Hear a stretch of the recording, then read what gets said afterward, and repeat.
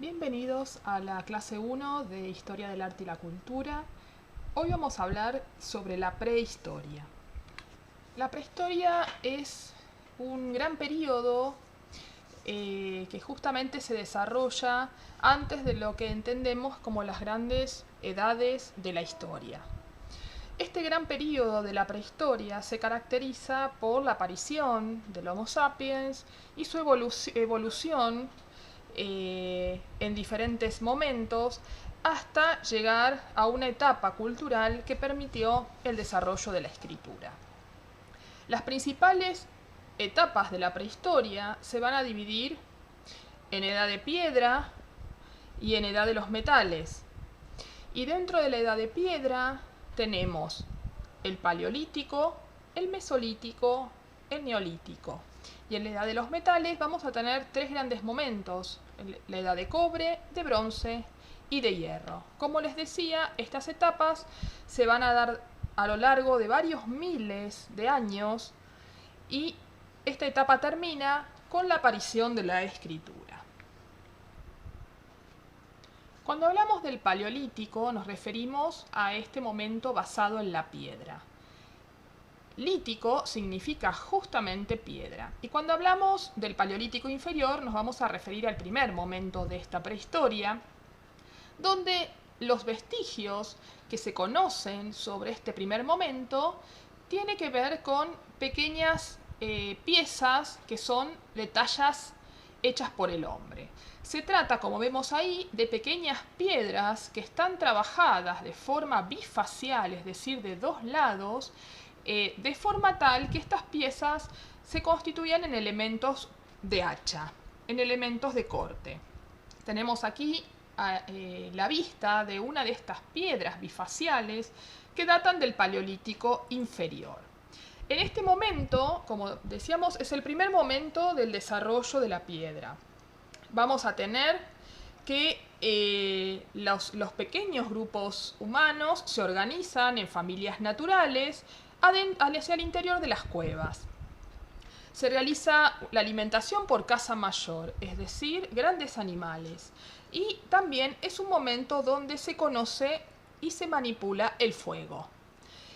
Una vez pasado la etapa del Paleolítico inferior, pasamos al Paleolítico medio, que es una etapa de transición que se caracteriza por la aparición del Neandertal, es decir, del hombre erguido, y también se caracteriza porque las temperaturas glaciares tan extremas, muy progresivamente, muy de a poco empiezan a retroceder en favor del desarrollo de praderas y bosques, lo cual empieza a permitir un aprovechamiento de la flora y de la fauna que va a surgir con estos cambios climáticos. También del Paleolítico medio se han encontrado hallazgos de inhumación de cadáveres y prácticas espirituales, lo cual va dando cuenta de una evolución cultural del hombre. Acá lo que tenemos es un mapa sobre los principales hallazgos conocidos de intervención del Neandertal. Por supuesto, cuando vemos mapas y vemos hallazgos, vamos a ver que la mayoría de ellos se encuentran concentrados en la zona europea, en el norte de África, en lo que es Oriente Próximo y Medio, lo cual no quita que no existan otros hallazgos en otras regiones. Acá tenemos una vista de estas piedras bifaciales y vemos hacia el Paleolítico medio un perfeccionamiento, ¿no?, de la morfología y del tratamiento técnico. Para pasar finalmente al Paleolítico superior, que es el momento donde se empiezan a encontrar hallazgos que nosotros vamos a considerar artísticos. Este periodo se caracteriza por el desarrollo de un espacio habitable, es decir, hacia el interior de las cuevas hay una distribución intencionada de los espacios según su funcionalidad. También se caracteriza por el desarrollo de la caza de animales, que era la principal forma de alimentación. Y como les decía, en este periodo aparecen las primeras manifestaciones que nosotros vamos a llamar artísticas. Manifestaciones que vamos a catalogar como pintura, mural, escultura, grabado. El Paleolítico superior, entre el 40.000 y el 10.000 a.C., se caracteriza por la aparición de nuestra especie, denominada Homo sapiens sapiens. Durante este periodo se produce una gran expansión de los glaciares, lo que hace que predomine un clima muy frío que se alternará con etapas templadas. El hombre del Paleolítico inferior vivirá de la caza, la pesca y la recolección. Sus asentamientos, por tanto, estarán situados en lugares donde abunda el alimento, debiendo cambiar de ubicación en función de factores estacionales. Un mayor control sobre los ecosistemas permitirá obtener más alimentos y producirá, por tanto, un aumento de las poblaciones. En la península ibérica, el periodo más característico es el magdaleniense, del que podemos encontrar numerosos yacimientos, especialmente en las áreas cantábrica y mediterránea. El hombre de este periodo alcanza un mayor desarrollo intelectual y simbólico, lo que se refleja en un elaborado arte rupestre, en la práctica de enterrar a los muertos y en la elaboración de útiles y herramientas más trabajadas y específicas.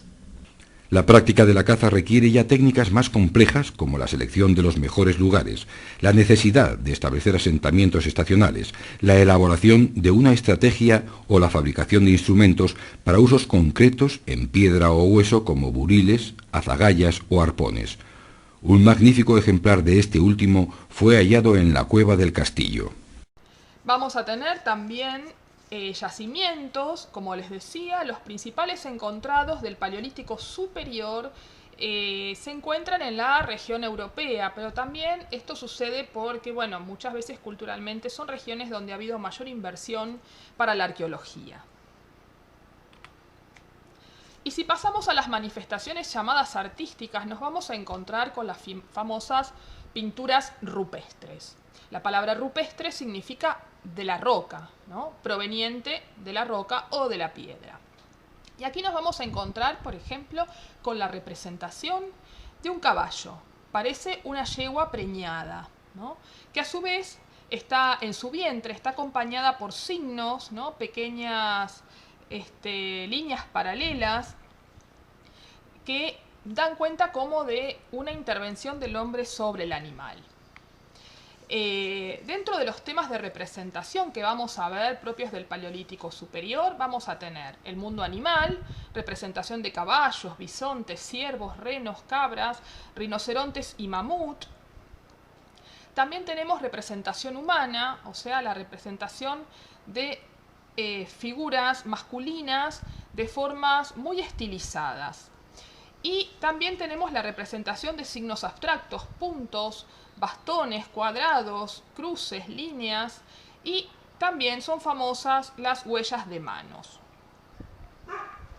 Acá tenemos a continuación una representación que se trata de una escena de caza. Claramente tenemos un conjunto de animales que están desarrollados en un color, en una paleta, con la representación antropomorfa, es decir, con forma humana, de cazadores. Observamos en el ángulo superior izquierdo dos cazadores que parecieran portar máscaras. Se trataría posiblemente de yamanes. En Altamira, una cueva muy famosa, vamos a encontrar esta representación, que como decimos es una escena de caza. Observen el carácter de instantánea de la representación. ¿Qué significa esto, no? Todos los elementos representados están en acción, como si los hubiera congelado en un instante. Los animales parecen estar saltando, corriendo, y el hombre en acción de caza. Fíjense también muchas veces cómo el tamaño de los animales es mayor al de la figura humana. En muchos casos podría tratarse de lo que vamos a llamar tamaño jerárquico. Es decir, el tamaño no tiene tanto que ver con la realidad, sino con una cuestión de jerarquía. Queda claro que la representación del animal era más importante que la representación de las personas, ya que era el animal al que había que poder cazar. Aquí tenemos una representación de un arquero, ¿no? Una figura humana que porta un arco y una flecha, pareciera llevar un tocado en la cabeza, y también nos damos cuenta que es un hombre, ya que se encuentra con su falo relativamente erguido. Tenemos, por ejemplo, más representaciones de animales. Vamos pudiendo advertir las paletas, los colores que se van utilizando en estas representaciones, el negro, el ocre, el rojizo, para pasar a estas maravillosas representaciones de la cueva de Altamira en España. Junto con la cueva de Lascaux, Altamira es una de las cuevas más famosas del mundo prehistórico. Vamos a ver entonces la representación de animales, seguramente bisontes, y estas representaciones en su mayoría se encontraban en los techos y en las paredes laterales. Observen cómo aprovechaban la forma propia del techo, la saliente de la piedra, para dar sensación de volumen a sus representaciones. Observen también la paleta. Sobre la piedra se aplica rojo y se aplica negro. Vemos, por ejemplo, que el negro refuerza los contornos, mientras que el rojo desarrolla el plano interior de la representación. Tenemos acá la cueva de Tito Bustillo, en Asturias, España, donde nos permite ver también la relación de escala y posición de estas representaciones. Tenemos aquí una escena de caza, ¿no? Vemos cómo los hombres, que como decimos la representación humana, la representación antropomorfa, aparece en una escala inferior y aparece también de una manera estilizada y estereotipada. ¿Qué quiere decir esto? Que la figura humana no tiene intención de retrato o intención de representar un hombre específico, sino que claramente la intención es una tipología, mostrar el hombre cazando. Vemos la multiplicidad de flechas que acompañan la escena. Y pasamos a una maravillosa imagen que permite ver el interior de la cueva de Lascaux en Francia. Esta famosa cueva, también llamada de las tauromaquias por la representación de toros, tiene grandes representaciones en sus paredes, en sus techos, y tengan en cuenta que estas representaciones aparecen muy hacia el interior de las cuevas. Sigue siendo un gran debate cómo lograban iluminar estas zonas para poder hacer estas representaciones. En algunos casos se piensa que se trabajaba con antorcha y fuego, y que el movimiento del fuego de las antorchas permitía que estas representaciones parecieran que se estaban moviendo. A continuación vemos un video de lo que es el interior de la cueva de Lascaux, que nos permite tener un mayor acercamiento a lo que es el interior de la cueva, a la relación de espacio que hay entre la representación y la escala humana.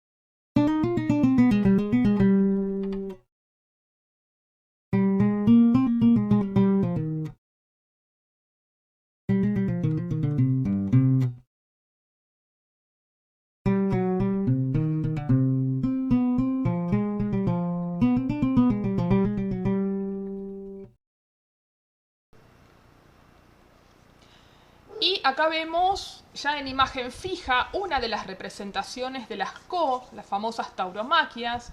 Tenemos toros, tenemos caballos, tenemos ciervos, vemos diferentes escalas, diferentes colores, formas que se superponen. Esto es parte de la tipología del arte prehistórico. Y la famosa escena llamada Pozo, ¿no? Donde aparece una pintura que podríamos decir dramática. Se trata de un toro que fue matado por su cazador. Vemos las vísceras representadas con formas de círculos concéntricos, pero también, así como vemos este animal que cayó muerto, ¿no? Que pareciera que la sangre está fluyendo en esta situación, también este toro logró matar a su contrincante, ¿no? El hombre cazador. El hombre cazador aquí aparece representado. También yace en el piso su flecha, la flecha que le dio muerte también está tirada en el piso. Y es interesante dos factores. Por un lado, cómo esta figura antropomorfa aparece representada con su pene erecto. Y por otro lado, otra cosa que también llama la atención es cómo la cabeza está representada o estaría simulando un pájaro, ¿no? Que a su vez un pájaro aparece dentro de la escena y podría tener que ver con, digamos, un ritual chamánico. Bueno, dentro de este recorrido por lo que podemos llamar la pintura rupestre, vamos a encontrar que los principales elementos y colores involucrados tienen que ver con el ocre, el caolín o la caliza blanca, que obviamente daba los tonos blanquecinos, el óxido de hierro, que dan los tonos anaranjados y rojizos, el carbón vegetal y el dióxido de manganeso dan los tonos negros, y estos colores, que eran en general polvo, ¿no? Que se extraía justamente de minerales, se utilizaban, digamos, estos polvos mezclados con un aglutinante, ¿no? El aglutinante es el elemento que permite la adhesión de este pigmento sobre la superficie. Los principales elementos aglutinantes van a ser el agua, la grasa animal o vegetal, las resinas y la cola de pescado, que sabemos que el pescado tiene, digamos, un adhesivo muy viscoso. Y que claramente estos aglutinantes fueron muy efectivos, ya que permitieron pasar, digamos, miles y milenios de años con estos colores intactos. Además de la pintura rupestre, vamos a referirnos al grabado. El grabado, entendido en este caso como la incisión sobre la piedra. Y por esa razón vamos a hablar de petroglifos. Petro significa piedra, glifos significa dibujo o escritura. Estos petroglifos vamos a ver que son de un alto nivel de síntesis, de una estética realmente destacable. Como vemos, en su mayoría de los casos representan animales, representan figuras humanas, antropomorfas. En este caso observamos la representación de un chamán, ¿no? De un hombre que está vestido, queda claramente hacia la derecha. Vemos su vestimenta, que es una gran túnica, una túnica de un personaje importante. Las extremidades en este caso son muy estereotipadas, casi pareciendo extremidades de un ave. Y también podemos hablar de la escultura, ¿no? En este caso, esculturas hechas en relieve, talladas en la propia piedra hacia el interior de las cuevas, ¿no? Aquí estamos viendo justamente la representación de dos animales y el aprovechamiento del abultamiento de la piedra para trabajar los volúmenes. Y después tenemos también expresiones de lo que vamos a considerar el arte mueble, ¿no? Lo que estuvimos viendo hasta ahora, en su mayoría, son todas producciones de arte inmueble, ya que estas producciones están hechas en lugares fijos, inamovibles. El arte mueble se va a tratar de aquellas producciones en pequeño formato, en escalas pequeñas que se pueden transportar. Y entre ellos tenemos generalmente estatuillas hechas en hueso, marfil, piedra y las famosas Venus. Acá tenemos una figura zoomorfa, es decir, con forma animal. Se trata de un bisonte que se está lamiendo el flanco. Y realmente es sumamente interesante ver cómo trabajan, digamos, este volumen para lograr la representación.